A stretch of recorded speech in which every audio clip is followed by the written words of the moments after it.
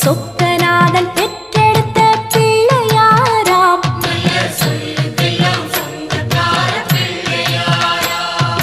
கைலாய மலைய விட்டு தெற்கே வந்தாராம். இந்த பிள்ளையாரு பட்டி கண்டு இருந்து விட்டாராம்.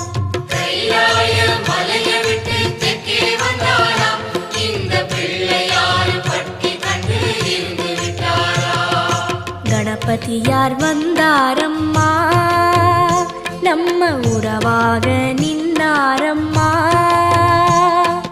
கணபதியார் வந்தாரம்மா, நம்ம உறவாக நின்னாரம்மா.